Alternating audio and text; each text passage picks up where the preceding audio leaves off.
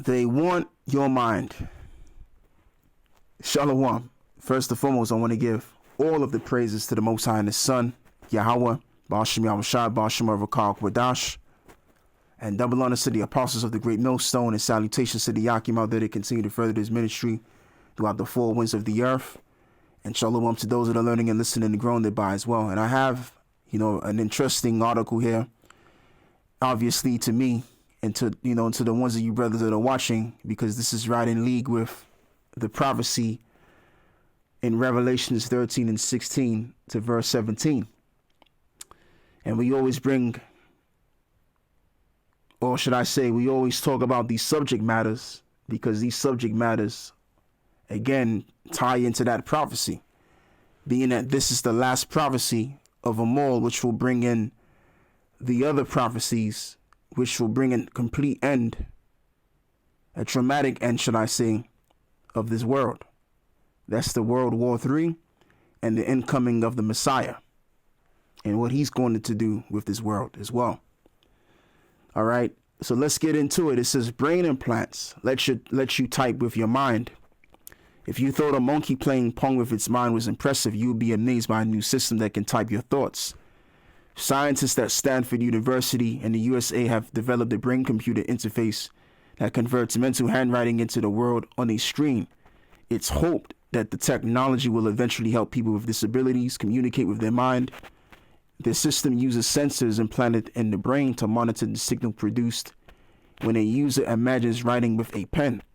An algorithm then decodes these neural signals to work out what letters the user is trying to write. These letters are then displayed on screen in real time. The researchers tested their systems out on a 65-year-old man who was paralyzed from the neck down because of a spinal injury. The man was able to type at a speed of 90 characters a minute, and this is almost as fast as someone of his age would type on a smartphone the team said. It is also more than twice the rate of the previous record for a brain-computer interface typing. So why all of a sudden is the media back on board promoting this? Because eventually we're drawing near the time of them setting up this so-called Great Reset. The real Great Reset is going to come when the kingdom of heaven is set up. All right. But this so-called Great Reset is going to be a new world order, which will be based on a technocratic one at that people will have to be under some form of technology to even get through in this world, this next world that they're formulating. And they're only going to go so far. They're going to bring out this technology in full force, make it mandatory, and that's going to be the fulfillment of Revelations 13 and 16. They're going to fulfill and bring in that mark.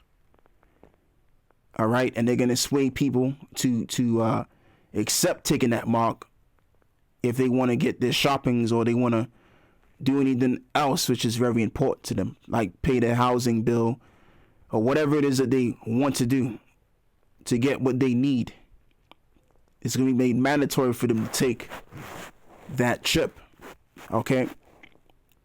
And with this right here, again, as I'm going to say, the media is now back on board promoting the idea of you getting some form of an implant in your brain and showing you how convenient it is.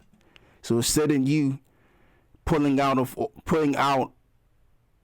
of your wallet, your credit card, and all of your identifying information, you don't got to do all of that no more. You don't have to pull your keys out. All you got to do is just swipe that hand, baby boy, and you in your house or you in your car. Okay? And people have been conditioned to want things fast and quick. So the technology that they have already installed, such as what I'm talking about, is very convenient for that when it concerns speed. Okay? So you can get things a lot more faster. You can get things done a lot more faster. And instead of lining up in long lines, and people can line up in long lines, but those long lines are going to go by so fast because it's only going to take a swipe. So the world that they're setting up is a biometrical one at that. And it's just going to make things much more convenient. It's going to be much more easier, and things are going to be much more faster, which is what people want nowadays, because people are very impatient. And that's obviously due to everything being so fast because of this technology that we're currently under right now. But this technology is going to be even more faster. Okay. So anyway, let's go and read the book of Revelations 13, verse 16 to verse 17. And he calls of all, both small and great. Let's read, verse 16. Let's read this again. And he calls of all, both small and great.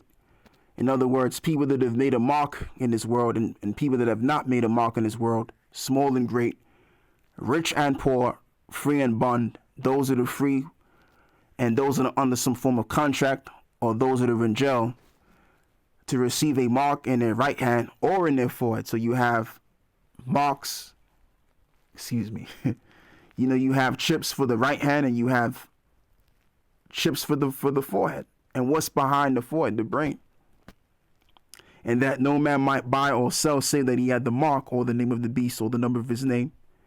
So if you don't have these marks on you, if you don't have the stamp of approval, which is that implantable device which they will make made mandatory, then you won't be able to do the day-to-day thing.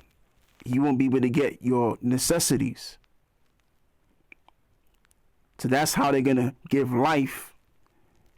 People will be swayed to giving life to the image of the beast. And people will be frightened to get it because of the repercussions if they don't get it.